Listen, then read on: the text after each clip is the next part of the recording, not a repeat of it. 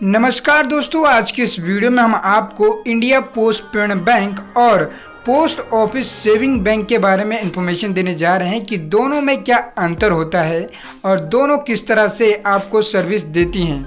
तो चलिए इस वीडियो को शुरू करते हैं। तो वीडियो का आप लास्ट तक ज़रूर देखिएगा जिससे कि आप कोई भी इम्पोर्टेंट पॉइंट मिस ना करें। तो बात करते हैं सबसे पहले ओपन कौन कौन करवा सकता है। तो सिंगल अकाउंट ओपन हो जाता है सेविंग अकाउंट में और ज्वाइंट अकाउंट भी ओपन हो सकता है सेविंग अकाउंट के केस में। कोई भी माइनर जो 10 साल कंप्लीट है वह इस अकाउंट को अपने नाम पे खुलवा सकता है और चला सकता है। अब हम बात करते हैं इंडिया पोस्ट पेमेंट बैंक की। तो कोई भी जो 10 साल कंप्लीट है जिसका वह इस अकाउंट को ओपन करवा सकता है केवाईसी डॉक्यूमेंट देख के। ये सिर्फ और सिर्फ एक सिंगल आधार कार्ड से भी ओपन हो सकता है और पैन कार्ड और कोई भी केवाईसी के डॉक्यूमेंट लगते हैं। बेसिकली इसमें एक आधार कार्ड से ही आपका अकाउंट ओपन हो जाता है। अब हम बात करते हैं कि आपको सेविंग अकाउंट में कितना बैलेंस रखना पड़ता है और कितना डिपॉजिट करवाना होता है। तो 500 रुपया इनिशियल डिपॉजिट रहता है और मेंटेनेंस यानी कि आपको 500 रुपया मिनिमम बैलेंस रखना पड़ता है सेविंग अकाउंट के केस में। वहीं पे अगर आपका इंडिया पोस्ट पेमेंट बैंक है तो यह एक जीरो अकाउंट बैलेंस है और इसमें आपको कोई भी मिनिमम बैलेंस नहीं रखना पड़ता है। अब हम बात करते हैं कि आप सेविंग अकाउंट में कितना ज़्यादा डिपॉजिट कर सकते हैं। तो उसके लिए कोई लिमिट नहीं है, आप जितना चाहे उतना डिपॉजिट कर सकते हैं। वहीं पे आप इंडिया पोस्ट पेमेंट बैंक में 2 लाख से ज़्यादा जमा नहीं करते हैं। पहले अमाउंट 1 लाख थी लेकिन अभी इसे बढ़ा के 2 लाख कर दिया गया है। अब हम बात करते हैं इंटरेस्ट रेट की। तो आपको जो सेविंग अकाउंट पे इंटरेस्ट मिलता है वो 4% मिलता है पर एनुअल और जो आपको इंडिया पोस्ट पेमेंट बैंक में इंटरेस्ट मिलता है वो मिलता है आपको 2.5% और 2.75% पर क्वार्टरली आपको देखने को मिल जाता है ये इंटरेस्ट। हम बात करने वाले हैं कि क्या आपको सेविंग अकाउंट में मेंटेनेंस चार्जेस पे करना पड़ता है। तो दोस्तों 500 रुपये जो इसका मिनिमम बैलेंस है वो अगर आप नहीं रखते हैं तो आपके अकाउंट से 100 रुपये काट लिए जाते हैं एज अ मेंटेनेंस। लेकिन अगर आप 500 रुपये रखते हैं तो कोई भी मेंटेनेंस चार्जेस नहीं लगता है। वहीं पर अगर बात करें इंडिया पोस्ट पेमेंट बैंक की तो यहाँ पे आपको कोई भी मेंटेनेंस चार्जेस नहीं देना है। यानी कि अगर आपका अकाउंट जीरो भी हो जाता है तो भी आपको कोई भी मेंटेनेंस चार्जेस नहीं लगता है, किसी भी प्रकार के चार्जेस नहीं लगते हैं। अब हम बात करने वाले हैं कि इस अकाउंट को आप किस तरह से ओपन करवा सकते हैं। तो सेविंग अकाउंट को ओपन करवाने के लिए आपको पैन कार्ड, आधार कार्ड डॉक्यूमेंट लगता है, कोई भी केवाईसी डॉक्यूमेंट। और इंडिया पोस्ट पेमेंट बैंक को खुलवाने के लिए आपको पैन कार्ड और आधार कार्ड की जरूरत पड़ती है और सिर्फ आधार कार्ड है तो भी आपका अकाउंट ओपन हो जाता है। यह अकाउंट आपका GDS यानी कि ग्रामीण डाक सेवक और पोस्टल एम्प्लॉय यानी कि पोस्टमैन खोलते हैं और कोई भी पोस्टल एम्प्लॉय खोल सकता है।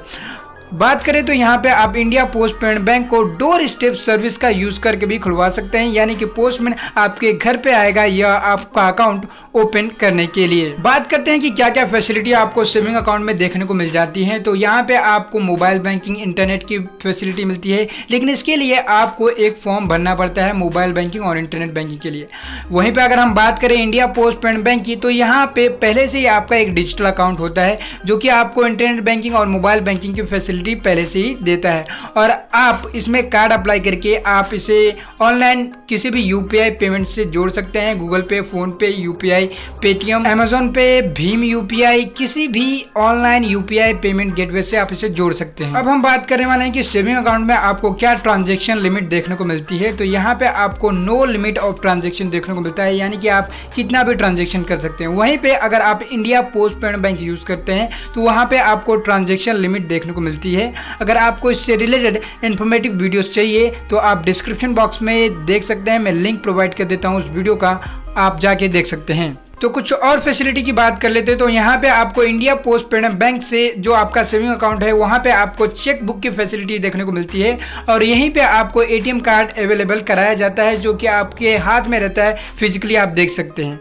बट यहाँ पे अगर बात करें इंडिया पोस्ट पेमेंट बैंक की तो यहाँ पे आपको कोई भी चेक इशू नहीं होता है, कोई भी चेक बुक आपको नहीं दिया जाता है और यहाँ पे आपको जो ATM कार्ड है वो आपको मिलता है। बट ये एक वर्चुअल ATM कार्ड रहता है जो कि आप अपने ऐप में यानी कि इंडिया पोस्ट पेमेंट बैंक के ऐप में लॉगिन करके देख सकते हैं। बात करें तो इस कार्ड की डिटेल की, ये सेम एक फिजिकल कार्ड की तरह रहता है। यहाँ पे आपको कार्ड नंबर, CVV नंबर और एक्सपायरी डेट देखने को मिल जाता है, लेकिन ये आपके हाथ में फिजिकल नहीं रहता है।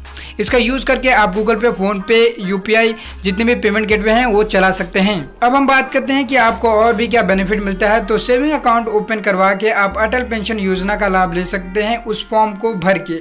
यहाँ पे आप प्रधानमंत्री सुरक्षा बीमा योजना भी ले सकते हैं, प्रधानमंत्री जीवन ज्योति बीमा योजना भी ले सकते हैं। इसके लिए आपको एक फॉर्म भरने की जरूरत होती है। वहीं पे अगर बात करें इंडिया पोस्ट पेमेंट बैंक की, तो यहाँ पे आपको कोई भी फैसिलिटी नहीं मिलती है।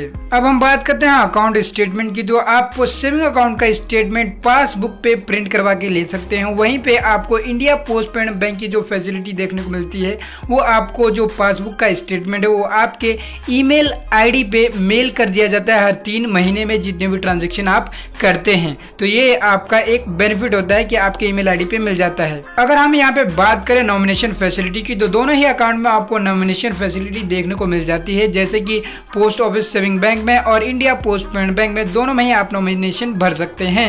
अब हम बात करते हैं कि क्या आपको इसमें एसएमएस अलर्ट मिलता है। तो जी हाँ दोस्तों, इसमें दोनों ही अकाउंट में आपको एसएमएस अलर्ट देखने को मिलता है। यहाँ पे सेविंग अकाउंट अगर आपका है तो एसएमएस अलर्ट के लिए आपको 12 रुपया ईयरली पे करना पड़ता है। हो सकता है ये आपको, अगर आपने एटीएम कार्ड लिया है तो ये आपको 12 रुपया ईयरली पे करना पड़ रहा हो अथवा नहीं पे करना पड़ता है। वहीं पे अगर बात करें इंडिया पोस्ट पेमेंट बैंक की, तो ये आपको देखने को मिल जाता है एसएमएस अलर्ट। अब हम बात करने वाले हैं बड़े इंपॉर्टेंट फैक्ट के बारे में। जी हाँ दोस्तों, यहाँ पे आपको ट्रांजेक्शन चार्जेस किसमें देना पड़ता है। तो सेविंग अगर अकाउंट आपका है तो आपको कैश डिपॉजिट और कैश विड्रॉल पे कोई भी चार्जेस नहीं देना है, सिर्फ अगर आपका पोस्ट ऑफिस सेविंग अकाउंट है तो। वहीं पे अगर आपका इंडिया पोस्ट पेमेंट बैंक में अकाउंट है तो आपको कैश डिपॉजिट और कैश विड्रॉल पे चार्जेस लगते हैं, बट ये चार्जेस आपको एक लिमिट के बाद देखने को मिलते हैं। यानी कि अगर आप 25,000 से ज्यादा डिपॉजिट करवाते हैं तो आपको कुछ चार्जेस पे करने पड़ते हैं। वहीं पे अगर बात करें एईपीएस की, यानी कि आधार इनेबल पेमेंट सिस्टम, तो यहाँ पे आपको कुछ ट्रांजेक्शन फ्री मिल जाते हैं, लेकिन उसके बाद अगर आप ज्यादा ट्रांजेक्शन करवाते हैं तो आपको कुछ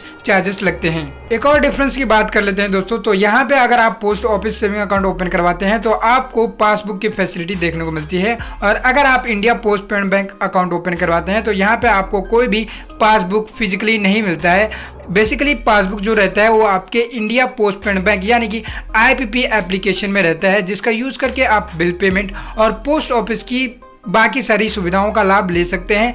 हालांकि जो ये ऑनलाइन अकाउंट है, आईपीपी अकाउंट, ये बहुत ही बेनिफिट है क्योंकि आप घर बैठे ही सारे पेमेंट कर पाएंगे। आशा करता हूँ इस वीडियो से आपको post office saving bank account यानी कि पीओएसबी और इंडिया पोस्ट पेमेंट बैंक यानी कि आईपीपी अकाउंट के बारे में दोनों में क्या अंतर है ये जानने को मिला होगा।